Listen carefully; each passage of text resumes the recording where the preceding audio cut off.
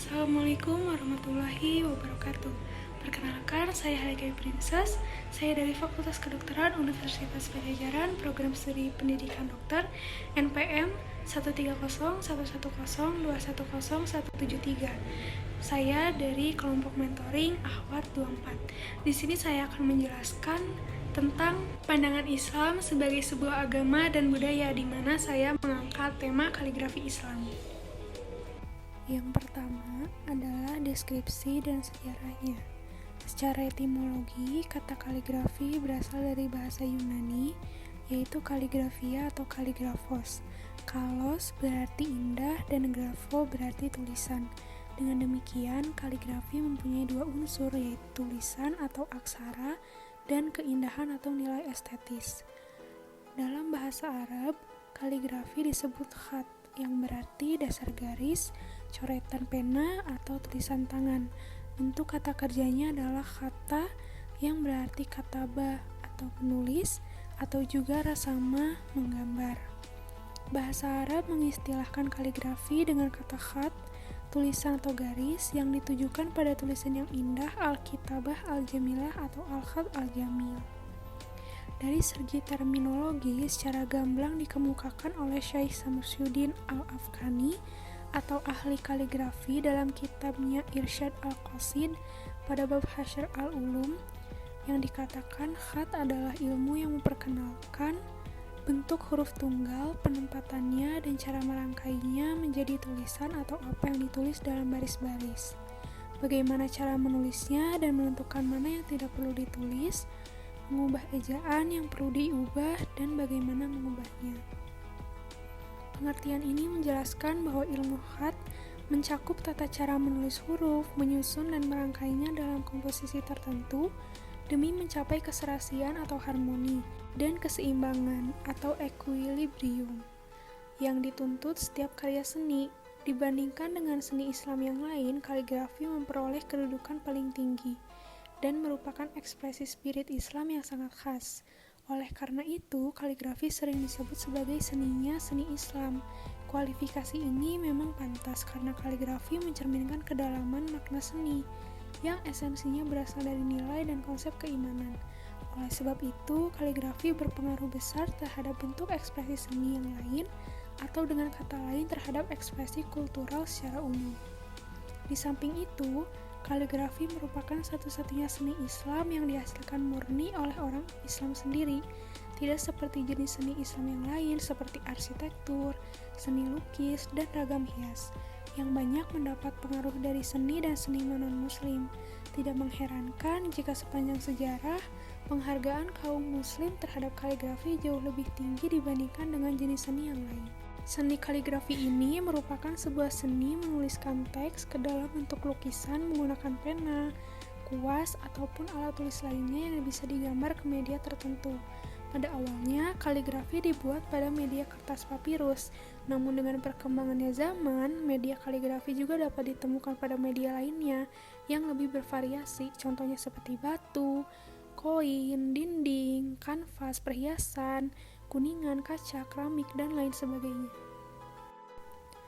Lalu ada beberapa teori tentang awal mula sejarah munculnya kaligrafi. Yang pertama adalah teori Taufiki. Munculnya teori ini bersumber dari penafsiran terhadap sumber-sumber Islam, yaitu Al-Quran dan Al-Sunnah. Teori ini mengungkapkan bahwa bahasa Arab adalah pemberian dari Allah Subhanahu wa Ta'ala kepada Nabi Adam alaihissalam dan nabi-nabi lainnya.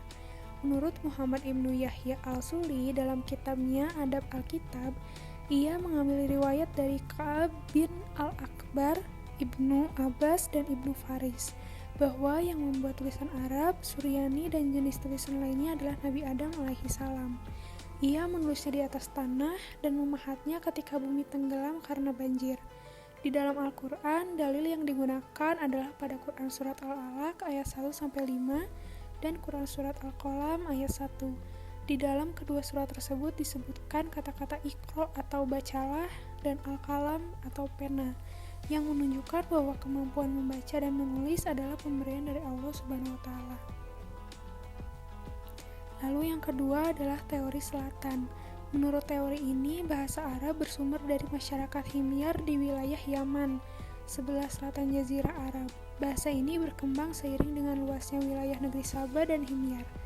Namun, tidak ada bukti fisik yang dijadikan rujukan, tetapi pernyataan para pelaku sejarah yang ditulis oleh para pakar Islam. Misalnya, Al-Qalqasyandi dikatakan di hadapan Abu Sufyan bin Umayyah, paman Abu Sufyan bin Harb, bahwa awal munculnya lukisan adalah dari Yaman. Ibnu Khaldun memperkuat pendapat teori ini dalam Muqaddimah, bahwa khat Arab yang pertama dikenal adalah khat Himyari dan kemudian tersebar ke Hijrah, Taif, dan Quraisy. Lalu teori yang ketiga adalah teori utara. Teori ini juga menganggap bahwa tulisan Arab bukan semata-mata pemberian langsung dari Allah Subhanahu wa Ta'ala, tetapi proses perkembangan yang dilakukan oleh manusia sendiri. Teori ini disebut juga dengan teori Hirah. Teori ini didukung oleh data-data fisik yang berupa batu ukiran dengan tulisan model nabati. Teori ini didasarkan atas riwayat Ibnu Abbas bin Hisham tentang cerita Al-Balazari mengenai 3 orang dari kaum Pai di Baqoh, Maramir bin Murrah, Aslam bin Sadrah, dan Amir bin Jadrah. Mereka mengukir huruf hijaiyah dengan model tulisannya Suryani, Balogh, dan Latin. Lalu yang keempat atau yang terakhir adalah teori baru. Teori ini banyak digunakan oleh kalangan peneliti. Menurut teori ini, tulisan Arab berasal dari Al-Anbat atau Nabati. Mereka adalah masyarakat Arab yang berada di bawah pengaruh peradaban dan budaya Aramik, di mana bahasa yang digunakan adalah perpaduan antara bahasa Arab dan bahasa Aram. Pusat pemerintahannya berada di Batrah, oleh karena itu tulisannya disebut tulisan Aram.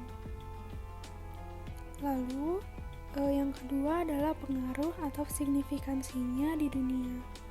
Kaligrafi atau seni tulis indah huruf Arab mulai berkembang pesat dalam sejarah peradaban Islam sejak abad ke-10 Masehi. Kaligrafi yang juga dikenal dengan istilah khotot mendapatkan popularitas karena tujuan awalnya adalah untuk memperindah lafal Allah dan ayat-ayat Al-Quran. Pada tahap berikutnya, kaligrafi menjadi karya seni Islam yang pengaruhnya terhadap seni lukis diakui banyak kalangan. Melalui kaligrafi, seorang muslim dapat menyalurkan bakat seninya yang tak bisa diekspresikan melalui representasi objek-objek benda hidup. Kaligrafi di Arab bukanlah suatu profesi khusus seperti halnya kaligrafi Cina atau Jepang yang lebih merupakan ekspresi personal sang seniman. Kaligrafi Arab adalah keahlian yang bisa dipelajari dari sang guru. Mereka yang tertarik pada kaligrafi Arab datang dari berbagai kalangan, mulai dari sultan, bangsawan, syekh, imam, guru, pengusaha, atau tentara sekalipun. Seorang ahli kaligrafi atau kaligrafer menempati kedudukan yang terhormat dan mulia melebihi para pelukis.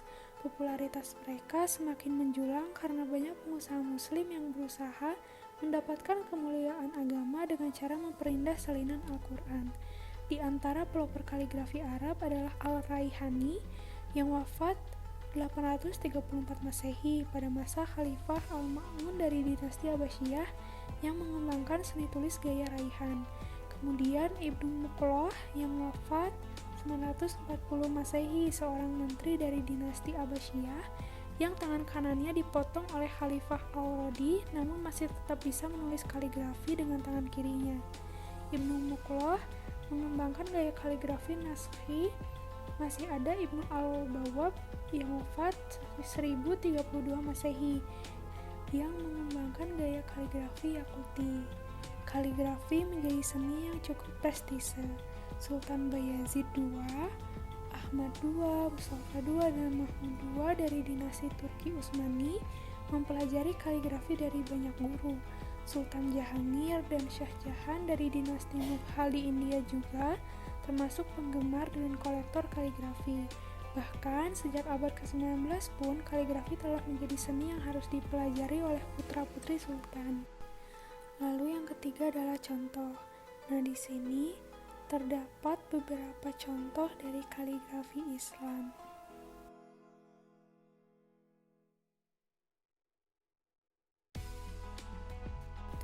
Lalu yang keempat adalah alasan yang membuat saya tertarik untuk mengangkat tema kaligrafi Islam. Ada beberapa peran dan kontribusi seni kaligrafi terhadap peradaban Islam. yang membuat saya juga tertarik mengangkat tema ini. Yang pertama adalah aspek religius. Aspek religius ini merupakan dakwah Islam melalui seni kaligrafi. Kaligrafi Al-Quran menyuarakan wahyu Islam dan sekaligus menggambarkan tanggapan orang-orang Islam terhadap pesan ilahi.